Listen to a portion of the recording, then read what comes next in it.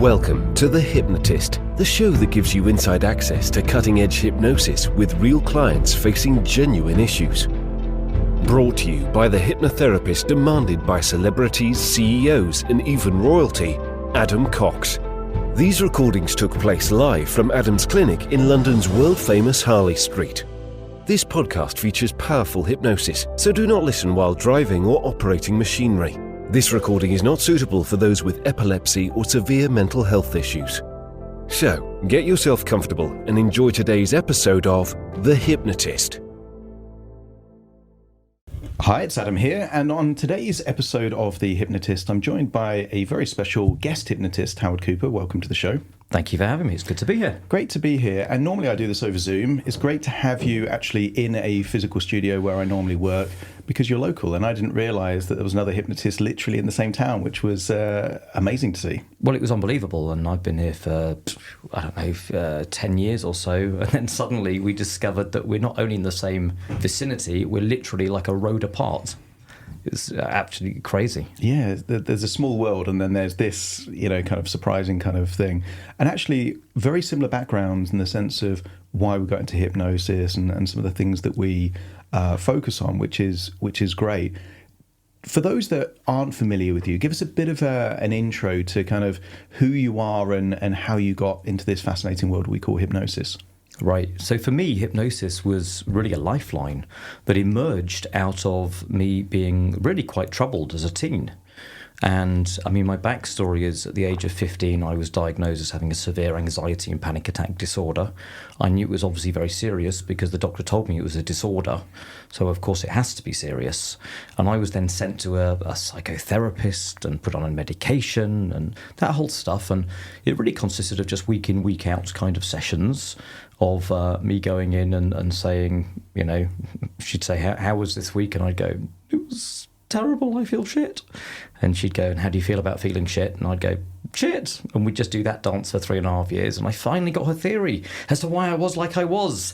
The only problem was I wasn't really any better. So I discovered that I had to find what I would call some more solution-focused or slightly off the beaten path tools for helping myself. And that's sort of what led me to the world of NLP and hypnosis. And there was something about the idea that we could control our thoughts and we could actually step into, rather than being a victim of these patterns, we could do something to take ownership over the patterns that we're learning about and doing cognitively and mentally that could actually lead to a result. Up until then, it was just, you're a victim to this and we have to figure out why. And suddenly there's this tremendous idea of I can be free of something because I can actually learn some very practical skills and mindsets that could shift my thinking. And that's really what put me on the path. And because I got better so much quicker than really anything else had worked before, I trained up and became quite passionate that people shouldn't be suffering with things that can be so easily treated, that I felt compelled to learn and help others to do that. And I think it's a really important distinction because a lot of people, when they hear about therapy, it's a catch-all term and they put everything in that same basket. But you've got certain things on one end of the spectrum which are very much non-interventional. The purpose is maybe to listen and understand, but not really to create change. And then you've got things on the opposite side of the spectrum like hypnotherapy, like NLP, which is this rapid change element that the whole point is to change. And for me, it always seemed like the distinction was, for a lot of counselling, they want to know what and why, but NLP and hypnosis kind of approaches is more how. How are you creating this experience? And if we understand that, maybe we can change it and then you can create a different emotion, a different feeling, a different strategy. What was the key light bulb moment for you where you figured that maybe hypnosis, NLP or something of that ilk was the right thing for you? So I ended up on a Anthony Robbins Unleash the Power Within weekend. And, they joked that it would change my life, and it did. And it's funny, I can be quite outspoken about what I think of Anthony Robbins and the messages and the way he does stuff. Not always in the most positive light, because I think there is an unhealthy aspect to it. But I cannot deny, and I will always give them credit for this, that it did kind of open my eyes. Because 4 days in, I was like, holy moly, I can do something about this. And I would say that changed my thinking. I became obsessed with how it was twofold, not just, wow, I can do something here, but look at the effect he's having, and all of these other people are empowered in a way that I felt that my own personal experience of psychotherapy and psychoanalysis had not been that way orientated. And yes, the idea of looking at how we do things is incredibly empowering. You know, just to go back a second, I think that, you know, when we look at why, the word why tends to have the effect of digging people's heels into the ground further. If you say, why do you believe that? Or why is that the case? People tend to go, well, it's because, and they want to defend, whereas how opens up to possibilities. So I think the idea of spending 3.5 years going, why, is like, let's just dig our heels further in for 3.5 years to existing patterns rather than opening the doors to others. And for me, that's what Anthony Robbins did for me. It was that kind of, just, I'm not saying I was done then, but it was the foot in the door of change that made me go, holy moly, there's a whole world out there of something new. Yeah, there is something very, I think, powerful with his approach, because he understands the importance of emotional state. So getting people high-fiving and jumping up and down and all this kind of stuff, it does change the state from posture and physicality and breathing and all of that kind of stuff. And his whole presupposition through tonality and you're seeing people change is that it's inevitable that you're going to change. You can't stay the same. And there's lots of kind of power in that. But it's interesting that he doesn't call what he does hypnosis. And I think that might be the laws and regulations of the states why he kind of calls it. I think the latest was neuroassociative conditioning and that kind of stuff. But something that means that he doesn't have to, you know, have certification and that kind of stuff. But I think he's got a lot of people into this kind of world of either personal development or feeling that they can do something about that. But there is this toxic element of positive psychology where people feel that if they're not making change, then somehow it's on them. And it is a very sharp double-edged sword, that it's what can be empowering can also make people feel like they're guilty or ashamed for not making a change. Oh, 100%. And actually on my YouTube channel, I did. It's not the one with the most views by any stretch, but it was my favourite video. You know, when sometimes you feel like you've got a message and you really want to share it, and the video was on two principles of personal development that changed my life. And the first one, which I've talked about, was having that weekend with Anthony Robbins and discovering the beauty of the realisation you can change your thinking. You can control your thinking. You can practice this stuff. This is unbelievable. Wow. And then about 10 years later, having the other realization, which is you can't control your thinking at all. We don't choose our thoughts. And for me, having that duality play out and reflecting on that has been hugely life-changing. And some people do, you know. I think one of my problems with that sort of mindset is there are some people who leave that having seen an incredibly powerful, persuasive speaker in an amazingly heightened emotional state, basically kind of implying that unless you're juiced up on life 100% of the day, all day, every day, that somehow you're not living to your full potential. But that's not very integrated. And I used to joke with people, like, what does being 100% juiced up on life look like when you're doing a shit on the toilet? Like, this is the greatest toilet moment of my life. Like, it's okay also to be on the toilet. It's okay to be bored. It's okay to be doing the groceries. It's okay to have normal feelings as well. But how do we integrate all that? And I think a lot of people do put pressure on themselves to, well, if I've seen it possible from the stage, I now have to be my 100% self all day, every day. And that's not realistic. And I do see some people spiral by trying to maintain that overly toxic, positive attitude. Yeah, there is this kind of the hustle and grind mentality that I think kind of blends in with this kind of 100% kind of self-improvement kind of philosophy, and it can lead to kind of missing the bigger picture, I think, sometimes. What I found fascinating, because my first experience at one of these Unleash the Power Within things, it felt very culty. It did feel all the chanting and high fives and was it cool moss? You have to kind of chant before you do a fire walk and all that kind of stuff. And I remember being sat next to this middle-aged woman, and they encourage you to kind of partner up and kind of speak to other people about the goals and that kind of stuff. And there were lots of fundamental things not great about her life. health wasn't great, her career wasn't great, her relationships weren't great. And then I saw someone that I knew definitely couldn't afford to sign up for a very expensive thing, make her move and stride up and sign up for some very expensive course. And I was in quite a good situation then. I thought, this doesn't make sense for me. Like, I can take a lot of strategies from what I've learned from here. I can work on that. But I saw the manipulative side of getting someone in a heightened state, and the irony of chanting, "Now I am the voice," and realizing that actually it was this element of, well, you're getting someone in a heightened state, you're giving them suggestions, you're encouraging action. It was very influential, but it was designed to extract money from the audience. Yes. And that element of, and I was impressed because I started my career in sales. It's kind of like, that's great. You can sell a lot from a stage from that.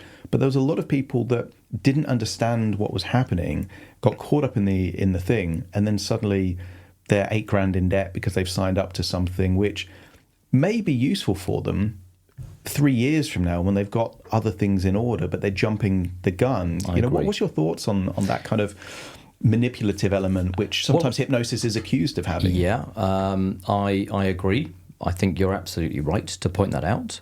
I think it doesn't sit right with me, and I think there's some ethical issues around it. I would argue that everything we do is hypnosis in some way or another. It's influencing people, and I mean, the problem I have with it is that, yes, it doesn't get rid of the people who it's not the right fit for. It doesn't filter them out. It would be unethical to sell to them, and they don't know it's happening. And there is a weird irony. I can't remember who pointed this out to me, but being in one of these groups and, them chanting from the top, "Repeat after me, I am a leader, not a follower." And then 5,000 people all say the same thing afterwards. Yeah, the irony wasn't lost on me at all. No, I mean, I'm like, this is nuts. This is just crazy. They're not leaders. They're all following the person at the front. And that gives it that kind of, charismatic cult leader kind of vibe, which I think a lot of people correctly and fairly kind of say, well, yeah, it has. And I remember that Unleash the Power Within. The collision of kind of value system, because I'm an atheist and quite non-religious. But on the very same weekend as Unleash the Power Within, there was a Christian kind of summit. And of the Venn diagram, it was almost an eclipse. Mm-hmm. The energy levels, the kind of the posture, the facial expressions, the mannerisms, all this kind of thing. It was kind of like, okay, this is like a religious cult. It's just with a different set of belief systems and all these things designed to create cohesiveness. And I think as humans, we're drawn to that. We want to find someone to follow and believe in and all that kind of stuff. Yeah. Religious or non-religious. But when there is an agenda, and maybe that agenda is to empower other people, but also to extract as much financial gain as possible, it has these kind of questions. Well, I think people confuse what is a weekend course of giving you actually some pretty good advice and empowering suggestions and ideas with being a cure-all or a fix for everything that's going wrong in your life. And I think it was Frank Farrelly that talked about this, the guy behind provocative therapy. And he said, a lot of therapy, and I really think that this weekend falls into that, is this idea of essentially telling people that it's like pumping them up, inflating them. You're a wonderful human being. You're fantastic. You can do it. It's going to be brilliant. You can achieve. And they sort of just leave going, oh my God, this is amazing. I feel amazing. And then over the course of the year, they deflate. But of course, they felt so good. They, of course, come to the conclusion that the solution is I have to go again next year. And every year they go back, and it becomes the conference goer who has to go every year to have their new pumped up for the year. And I don't think that's what good change work is about. I think good change work is about helping people integrate really sound advice, evidence-based methods, so that their whole life changes. It's not just that externally someone has to pump them up once a year. I think we can be more robust than a tyre. I think that's a very good metaphor. And I remember, I don't know if it was on a podcast or some kind of video that I saw, but someone was talking to Rich Bandler, who we were talking about before, one of the co-founders of NLP, about bragging that they'd done like 20 firewalks. And he kind of made the point that, if the metaphor is a powerful metaphor, you only need to do one once. You know, if you do 20 firewalks, you kind of miss the point entirely. Like the point is to face a perceived fear, not that it's actually dangerous. But you do get these course junkies, and that's not a bad thing if people can afford it and they build these communities around it. But it's when people get addicted to the vehicle, going to courses, some people get addicted to therapy and those kind of things. And it's kind of like, well, you're just replacing one crutch with another crutch. The goal is to become, you know, self-sufficient and empowered and go off on your own thing, not needing those things. And I do think in the therapy world, I use the metaphor of a bad driving instructor. A bad driving instructor never wants someone to pass their test because they lose a client. And I do think there is kind of a certain percentage of therapists where that's the goal. They want to kind of build this kind of friendship relationship with their client, but not actually see their client do well, because then they lose a client. Right. I mean, I remember talking to someone who told me they'd been in therapy for 9 years. This was just someone conversationally. They were not a client. And I said, nine years? I mean, look, when I work with people, I do 2 sessions. That's it. Right? I don't want to have ongoing, you know, maybe because I'm not a people person, but I don't want to have ongoing week in, week out, because life's too short to be stuck in therapy. And she said, I'm 9 years in, you know. And I said, well, how will you know when you're done? And she said, oh, we haven't talked about that. It's like, what are you doing? It's just this sort of codependent relationship where you just go in and you just talk. And if you're ever challenged about, you know, well, what are we specifically doing? Well, I'm giving you space to just holding space. Talk. And that's the thing, to put it back on a spectrum, it's kind of like therapy can be about rapid change, but it could also be just very expensive conversations. And I think when it becomes very expensive conversations, is that empowering? Because there is an opportunity cost there. What could that money also be spending on to actually enrich the quality of that person's life that doesn't need that conversation? And sometimes it can be empowering. Sometimes I think it can be very disempowering. I don't want to throw out either other modalities. I think there are times and there are places where there is a merit for sitting and just offloading and paying someone for the privilege of offloading in a safe space, so you're not doing it to friends, family, and that. Very fair. You know, if someone, you know, loses a partner or, you know, has some frustrating situation that emerges, sometimes it's not the right fit to go to a hypnotist who's going to orientate towards, I'm just going to fix you. You know, your husband died yesterday. Well, don't worry. When you leave here, you'll feel fantastic. You know, it might be okay for them to sit for a few months and just offload about the unfairness and how shit it is and let them get it out. That's okay. But I think when there's no end goal and it just goes on forever and there's no real purpose behind it, I think there is a danger in it becoming an emotional crutch for people and getting in the way of people being self-sufficient. I think it's you know, I'm a big believer that strategy is working backwards. You know, tactical you kind of deploy in the moment, but strategy is working backwards. And I think that question, how will you know when you've got there, is a great place to start with any client. It's kind of, you know, quite often on a consultation call, I'll ask that question. If the work we do together is successful, how will you know? What will it look like in your life? Right. Now you've got a roadmap. Now you know if it's working, if we're actually making progress. But a lot of therapists don't even ask that question. It's kind of, well, let's just talk and we see where it goes. And you're right, there's a whole kind of buffet of options for people struggling in any kind of way, and hypnotherapy is one of them. Your rapid change, we had a conversation a couple of weeks ago where you were talking about a TV show that you're doing out in the States based on this idea of rapid change. Tell us about where that came from, where it ended up. Well, I mean, I used to be called Creating More. You know, and that was kind of, and I like the acronym of MORE being Masters of Real Excellence. I was very NLP inspired. Let's find masters and real excellence and model them and so on. And, you know, no one ever luckily pointed out the fact that you could also go creating more anxiety and use it that way. But we won't talk about that.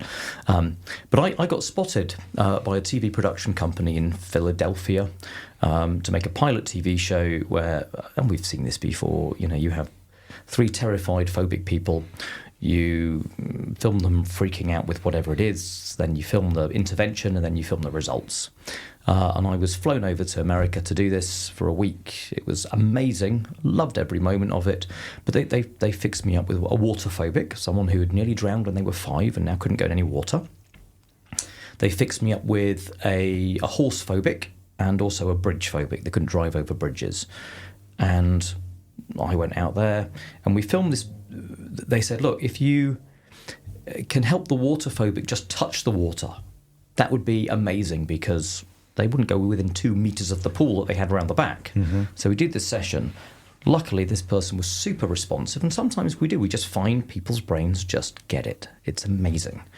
And he was one of those. And 15 minutes after, I thought, he's all right now. And we end up going around the back, and can't have been that quick.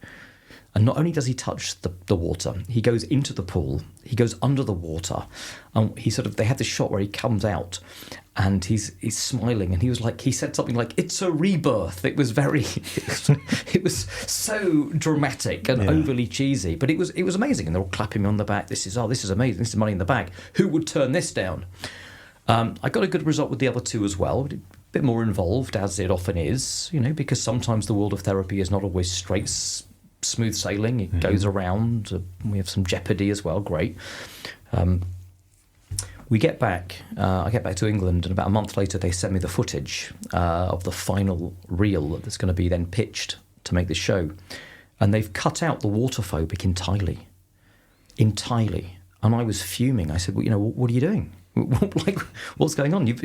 Well, it was so quick, and and so easy, that it sort of lacked interest and jeopardy. And actually, we think that the network will just look at it and think we've just staged it. Yeah. Because, this guy comes in and goes, "I'm terrified, I've got a problem for 35 years. You sat with him for 15 minutes, and then he went, 'Now I'm cured.'" And then they said this phrase, they went, "And the real thing is, Howard, we all know rapid change can't really happen. Change takes a long time." That's... Why were they coming up with a TV show based on rapid transformations if they didn't believe it? Right. Well, I think they believed it, but not that quick. It's like... I see. It's quick enough that it's believable, but too quick, and we lose credibility. I see. So it was just irritating, and I just remember thinking, right. And I went that day when I heard that and bought the domain rapidchange.works, which was really my screw you to the network, my screw you to the people that believe that change takes a long time. And ever since then, I have branded as that. I do slightly, if I'm honest, I slightly regret that, not because there's a big following and that's great, but there are a few people who have translated rapid change into the meaning of instant fix. Right, quick fixes. Yeah. And it's not a quick fix. What I mean by rapid is... Well, I'll tell you, when I first started, I mustn't admit this because, I know other therapists might be listening, but when I first started in the world of change work, I decided to pretend that I had a fear of flying. And I rang about 10 therapists around the UK asking them, "I have a fear of flying. Can you help me?" Hypnotherapists, NLP practitioners, people like that. And I lost count of the number of people who said, "Howard, what we do is we actually use the 10-session approach." Wow. And I always went, "Well, what will happen after 2 if I'm okay?" And they all went, "You won't be." And I thought, wow, what a suggestion, first of all. But I'm still struggling to work out what you do for 10 sessions. Until I bumped into one of these people that I remembered speaking to at a meetup group for therapists and hypnotists years later. And I managed to direct the conversation back to, how do you work with people? And they went, "Oh, we use the 10-session approach." "Oh, what do you do for 10 sessions? Well, session 1 is an initial consultation. It's just getting to know you. Session 2 is an introduction to hypnosis. We just do some relaxation. Step 3 is understanding more about flying and so on and so. They didn't do the change work until about step 6. And they would call that psychoeducation and that kind of stuff. Right. But effectively it's stringing it out. It's called stringing it out, yes. And I think that's frustrating for the client. I think that's unethical, and I think... So when I say rapid change, what I'm talking about is change as quick as it can be done. Always sitting present in the session thinking, this could be the moment. Today could be the day that it changes. We just have to find the right pieces to put in place, rather than going, well, I'm going to make it take longer than it needs to. Now, some people that might be 2-3 months. Some people it might be 1 session. But, I always remember years ago having a chat with a lovely guy called Trevor Sylvester, who was the founder of cognitive hypnotherapy, who pointed out his wife cuts these very neat slices of bread, or beautifully. They buy fresh baker baked bread, and they're always beautifully sliced, even, absolutely exquisite, like from a machine. And when he tries to cut it, it always ends up like thicker at the bottom, or skewiff, or not quite, And he said, "How do you do that to her?" And she turned to him and he said, "Well," she said, I cut to the speed of the bread." He was being very masculine about the whole thing, grabbing it and going through as quick as he possibly could, whereas she's feeling the resistance and just going through at the speed of the bread. And I think everyone is like a slice. And, change work is a little bit like that. We cut to the speed of the person in front of us, rather than artificially trying to slow it down or speed it up. And for me, that's what rapid is. It's about as quick as it can be done. Yeah. I think a lot of therapists, when they market themselves, they want to project this element of credibility, confidence. It's not unusual that you see people claiming 100% success rates and, single session change work and all of that kind of stuff. And,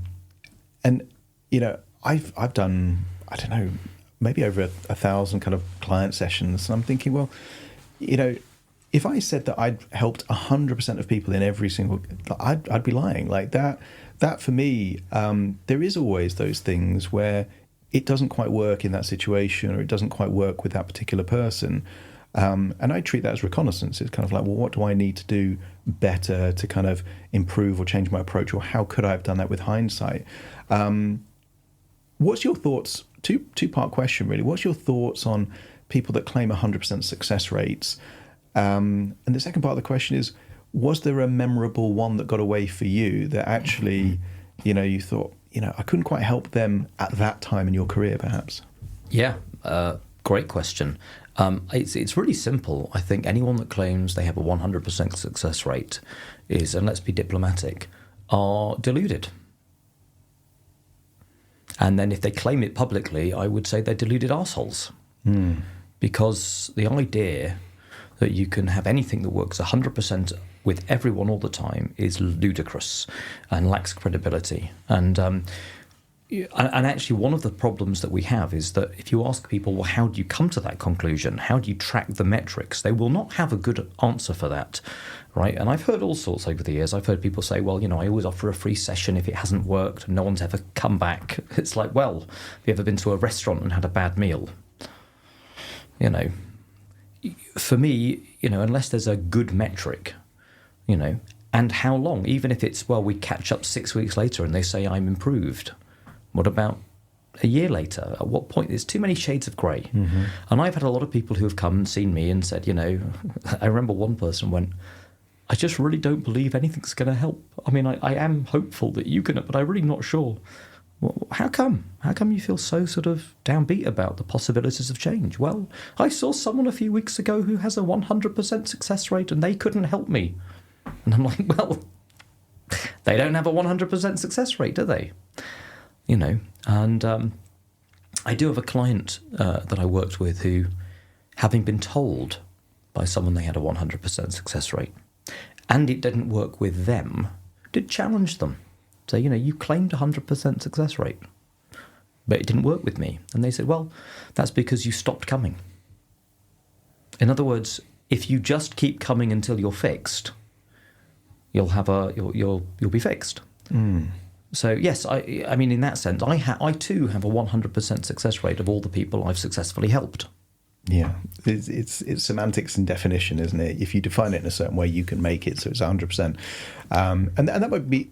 It gives a sense of reassurance and confidence to someone wanting someone, because they want to be fixed. They don't want to keep having their problem, and therefore it kind of appeals to them. But yeah, there are kind of ethical parts of that. And was there someone that you've worked with that you couldn't quite help? Loads.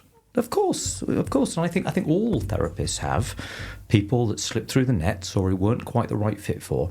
I also think one of the big dangers, by the way, and I'll give you a good example in a moment, but just to go back, I think the danger of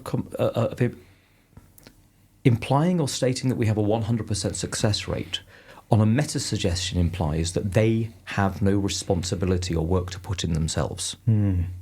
the idea that I'm going to do it and there's no onus on you is a really dangerous thing to sell people on.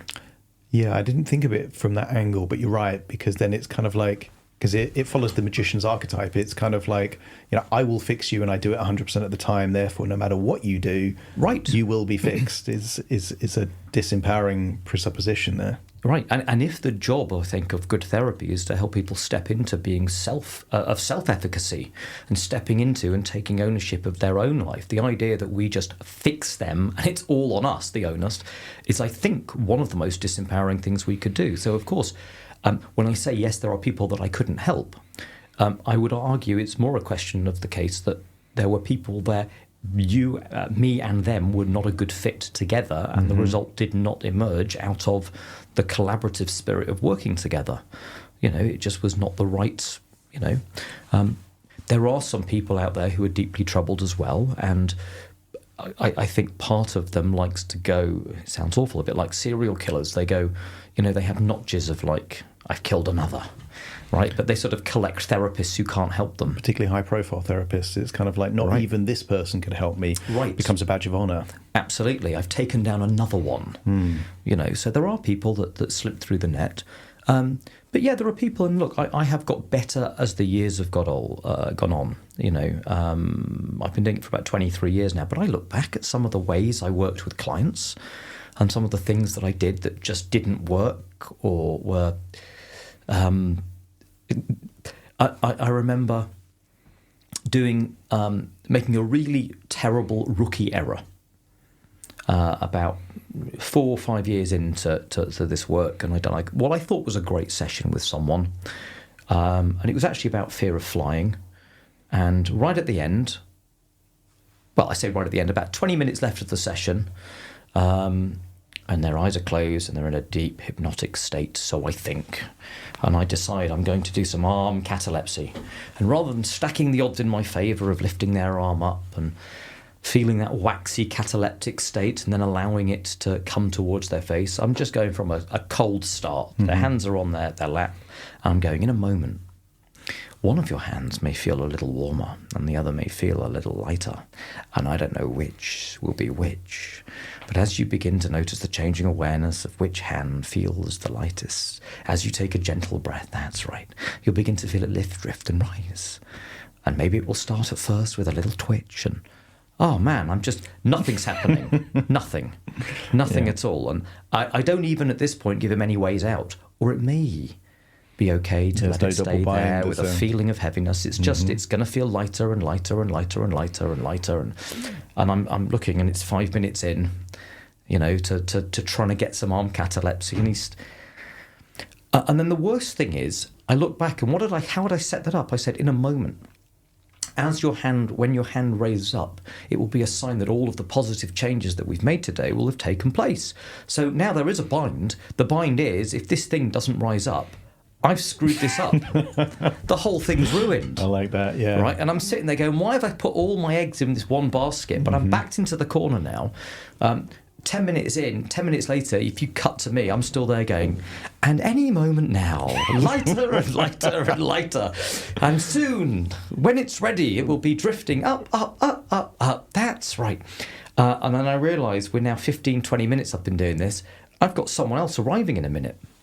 Okay. Right, and I'm going, and and there's probably a moment of desperation in my voice going, any moment, please, please let this.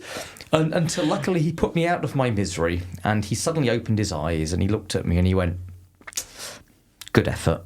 And that was it. Yeah. And I thought, here's the thing. I'd rather be open about this kind of stuff that it's happened rather than maintain. For two reasons. One, I think there are a lot of people, hypnotherapists out there, who they first learn and they hear people like you and I who've been doing this a long time, work with a lot of people. If you look up, I've got a good reputation. I spent, whether it's pilot TV shows or being the anxiety expert on BBC Morning Live or working as the guy with Virgin Atlantic, I've done all of this stuff.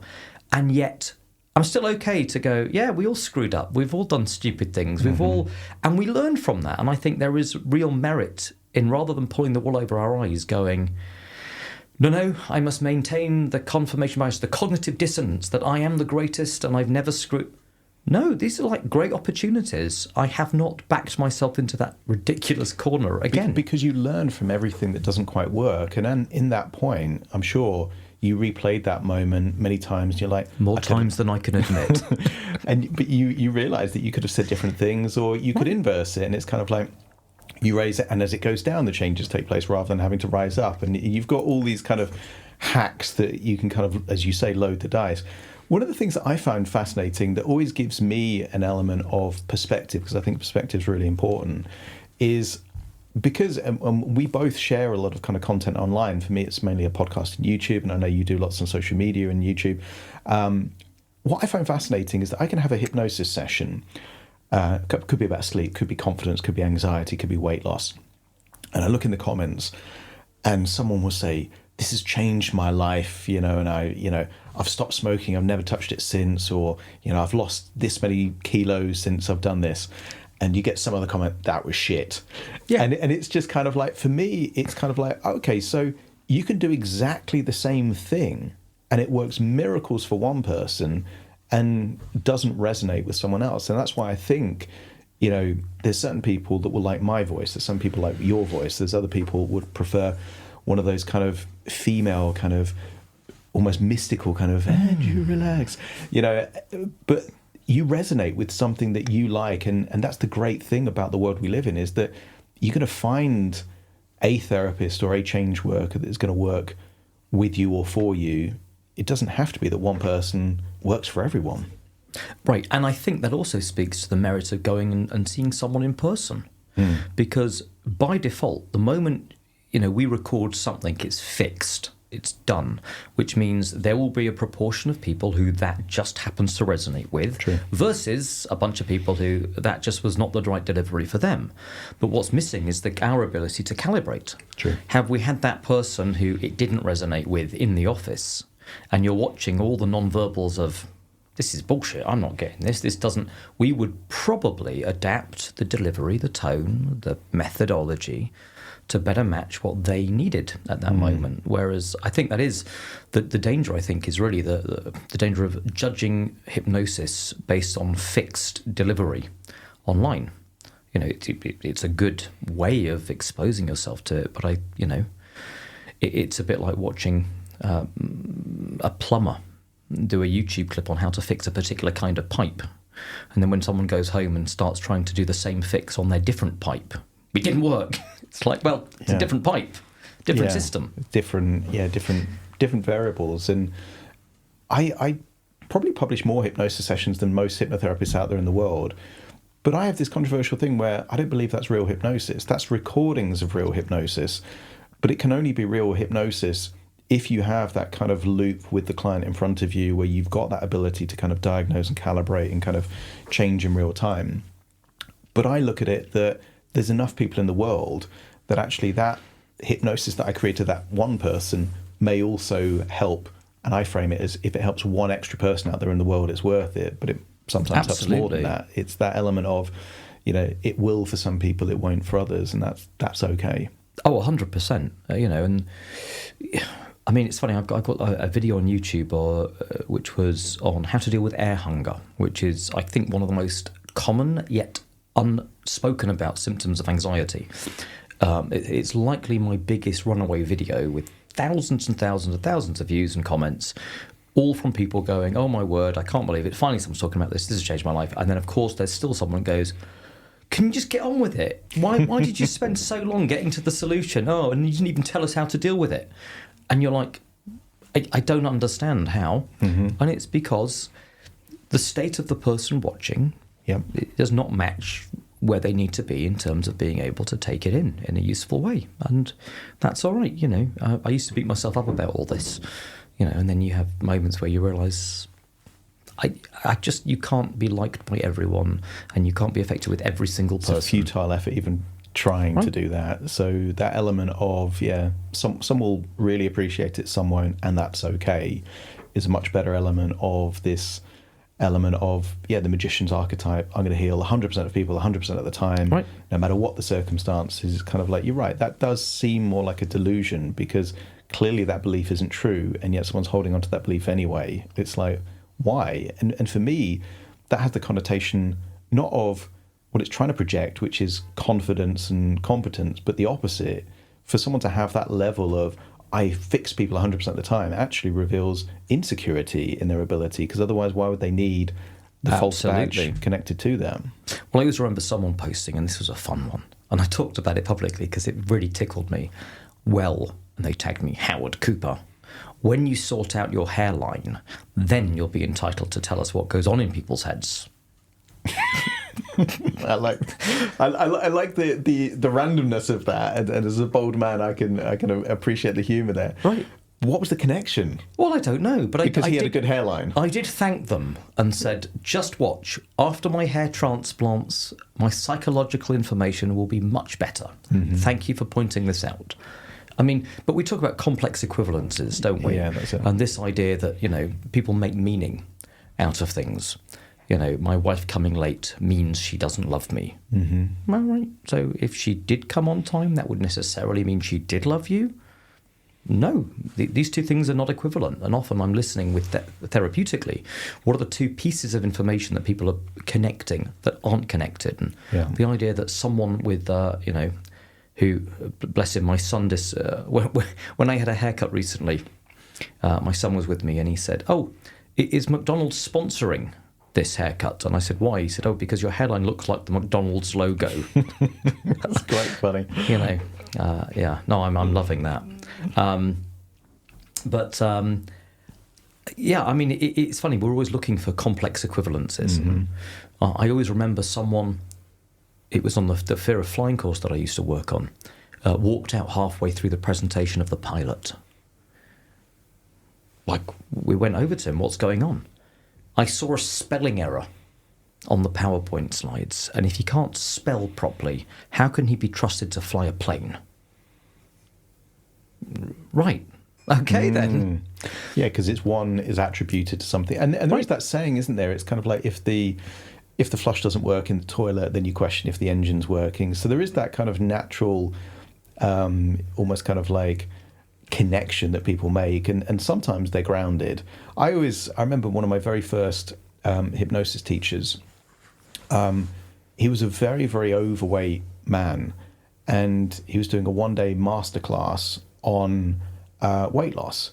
Right. And for me, it was kind of like, if this is such a good, how come you're not, haven't done this on yourself? And I think there is a fine line. Sometimes it can be random A, how can that relate to this kind of other B? But sometimes I think it is an element of kind of congruency and kind of, does this person walk their talk? Yeah, well, I think that if you look at, is it George Polya has a book called, it's a mathematical book called Plausible Patterns of Inference. And he talks about the mathematical formulas that mean that we come to certain conclusions. And as hypnotists, we do this all the time. We'll say, if A is true, you're sitting on the seat, and B is true, you're breathing, and then C is, your hands are on the desk. When I say D now, if the last three have been true, the plausible pattern of inference is D is likely to be true too. So this is how we do it, And as you sit there, aware of your breathing, your hand there, you can begin to feel relaxed. Well, the brain's going to go, well, true, true, true, true. Next one's likely to be true. Mm-hmm. But of course, the other reverse happens too, which is, as you point out, if the flush doesn't work and they couldn't spell, and his hairline's not up to it, then the fourth one, however seemingly ridiculous, is likely to also to be true. It's the yes and reverse, isn't it? Yeah, it's the same as hypnosis. Mm-hmm. It's the same techniques that we use can backfire. Yeah, because objectively, it can be true for someone to be an excellent weight loss hypnotist and still be overweight. Well, if they get results, I would argue, how about this for a reframe? An overweight hypnotist who gets good results with their clients surely has to be a better hypnotist because they overcome the mental hurdle of the fact that they're being judged for being overweight themselves. Yeah, I would agree with that because If that was true, if they were getting Yes, I great don't results. know. They might not be. Yeah. But if that hurdle is insurmountable and everyone's like, but you can't sort yourself out, then it becomes a challenge. Just conscious of your time, because I know you have an appointment coming up. Yeah. I know we were going to talk a bit about nested loops, but I'm thinking if you're up for it, we can do another one of these kind of chats. I love this, time. absolutely. Yeah. I've got loads to say on nested loops. You were going to share certain strategies that someone listening might benefit from, rather than kind of like let's say a traditional hypnosis session. Relax, close your eyes. You've got some strategies, so feel free to share a few of those. Well, I would argue that anxiety is hypnosis, and the pattern of how people have anxiety is due to self-hypnosis. So if you look at, for example, what I define hypnosis as, I would argue it's this. Have you ever had the experience where someone takes a blackboard and then they take their fingernails and they reach across and they kind of just... And that moment of scraping, often even just describing that, and there may be people who are listening right now who are going, oh, don't do that, and have a real squirmy feeling inside. And then if I said, well, where did the real squirmy feeling come from? People might turn around and go, well, it was the sound of the nails down the chalkboard. And I would point out that there was no nails and there was no chalkboard. I just said some words. And what happened was, at that moment, people got so caught up in the imagination of nails down chalkboard and imagining the sound of it that they got a real response to it. And I would argue that's hypnosis. It's when your body has a real response to something imagined. We got very absorbed into it. So now if we kind of hold that and then we backpedal and say, well, hold on a second, let's take a simple example of dog phobia, dog fear. How are they doing that? Well, likely, if I say to someone who's a phobic of dogs and say, when you think about dog, how do you feel? They'll start freaking out on the chair and there's no dog around, which means it's not the dog that's causing the problem.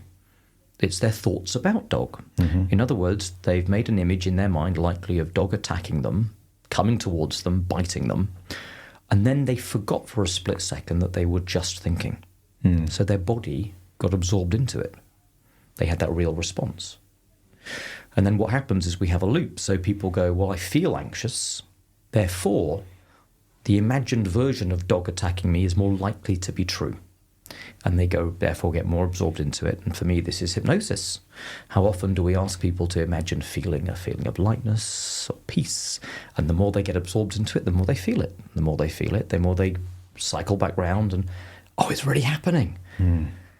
But I think the same happens in reverse with anxiety. So one of the things that I think is really useful is, and it's so simple, right?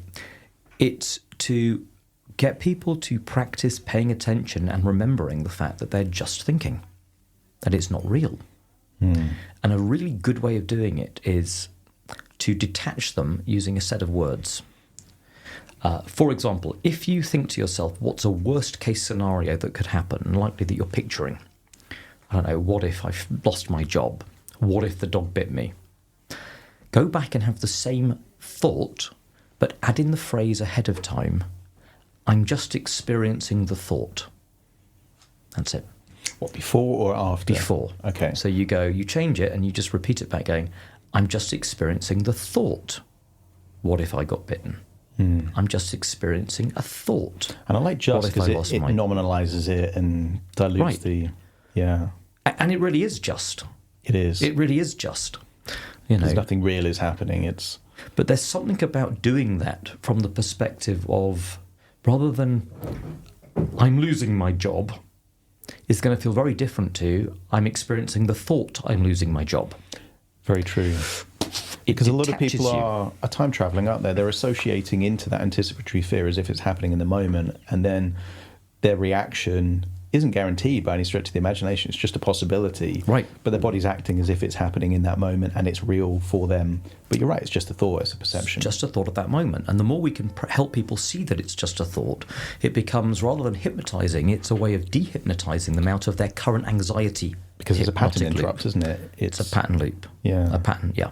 And I mean, it's funny, you just mentioned anticipatory anxiety, or I sometimes point out the comedy of the phrase anticipatory anxiety. I sometimes joke, if you go into a bookshop and you found a book on the shelf because you want to learn to cook, and there was a whole chapter in this cooking book on edible food, you'd be like, well... See, I would question that, because I use the analogy when I'm speaking with clients is that you've got two different forms of anxiety. If someone's chasing after you in the moment with a chainsaw, your heart is going to be racing, and and that is anxiety in the moment. It's almost like mindful anxiety. But I would say most anxiety is the anticipatory fear. It's time traveling to that thing that hasn't happened yet that could happen. If I go to the park and there's a dog there, and if it jumps up at me and all that kind of stuff.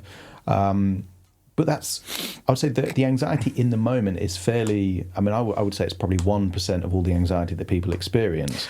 I would argue even anxiety in the moment is anticipatory. It's always about the what if. And I'll tell you how. Yeah, because you might be time traveling out 10 seconds into the future. It's always about the future, even if it's short term. So, for example, if you were a spider phobic and I wasn't, and there was a spider in the corner of the room now, the illusion would be, you'd say, well, Howard, the spider in the room right now, it's happening, it's really going on. But if I'm not freaking out and you are, how could it be the spider?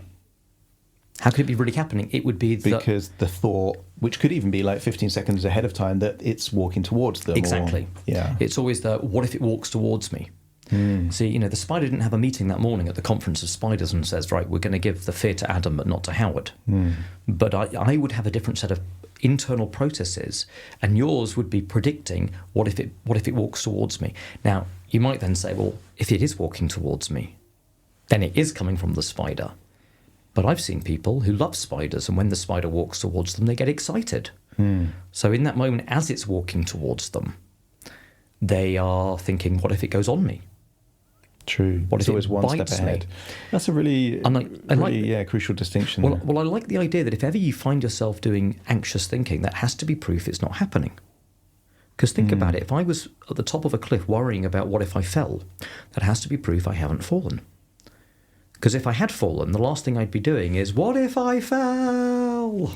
Yeah, and now you say that, I'm recalling those times I've worked with people with a fear of loud noises, and the one that come up a lot of time, there was a genuine case where I was working with a guy who was an MMA fighter. He was fighting for Bellator at the time. And he said, like, when he's in these kind of press conferences and, face-offs with his opponent, he said, what they don't realise, all they have to do is come out with a balloon and I would fall to pieces. And it was this kind of thing of, you've got this kind of very kind of like intimidating guy. He was built like a brick shithouse. But at the same time, I for can him, relate. Yeah, it was this element of the balloon, but it wasn't the balloon itself. It was the anticipation, what if the balloon pops? And that was what was causing the anxiety. So he couldn't take his child to a birthday party because there's all the balloons, what if one pops? And he freaks out and he gets judged for that. There was this kind of domino rally of kind of, well, this would mean this, and it was all anticipatory. And I said, but surely you've been a time in an environment when a balloon has popped. And he was like, well, yeah, but then it can't pop again, so I'm okay. So it was this weird kind of thing where he was freaking out about the possibility of something, even though that thing had happened, but the moment it had happened, it then couldn't happen again, so he was okay. So you're right, he was around balloons, but it was still anticipatory because it's the what if that thing happens. But that's why I would always, fairly emphatically argue that all anxiety is anticipatory. In that sense, different scales in terms of the length of time. The length of time you're predicting ahead. Some people say, well, it's about the past, but what they're really saying is because my past has been anxious about certain things, I'm worried that it will then occur again in the future. Yeah. And so give us that line again to precede the anxious thought. I would simply just remind yourself and go, I'm experiencing the thought. It's just a thought about. Yeah. Yeah, nice. I'm just experiencing the thought, what if this happens? I'm just experiencing the thought. That's the PC version. The non-PC version is we just go, I'm making shit up. Absolutely. I'm just making shit up that I've lost my job.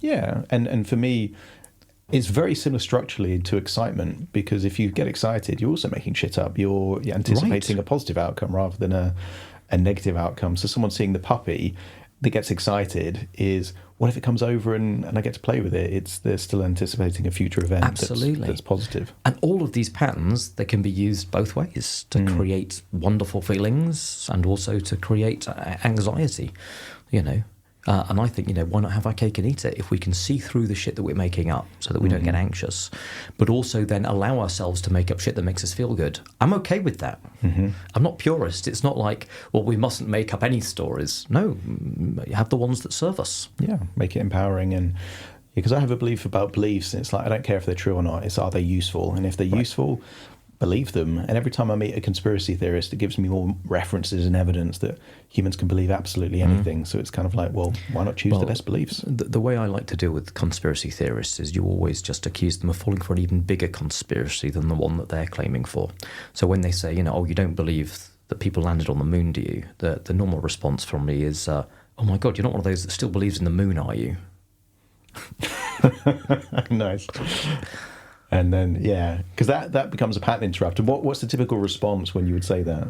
They just sort of just eye roll, Yeah, they're not falling for it. No, but you see, the thing is, it amuses me, and that's the most important thing.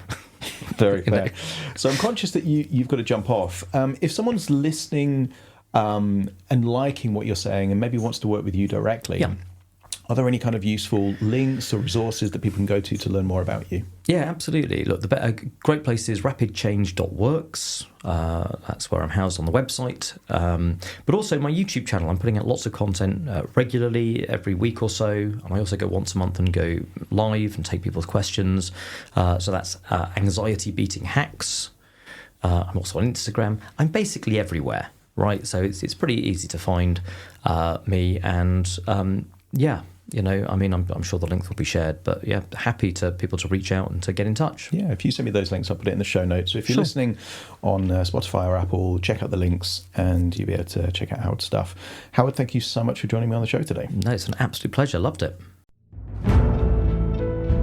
Thank you for listening to The Hypnotist with Adam Cox, the show that gives you inside access to cutting-edge hypnosis with real clients facing genuine issues. To automatically receive the latest episodes, please subscribe.